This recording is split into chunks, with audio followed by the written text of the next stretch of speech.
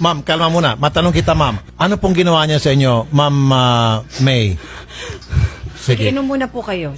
Nandun na yung sabi namin magpapakasal. Tapos yung sabi na magbubuntis.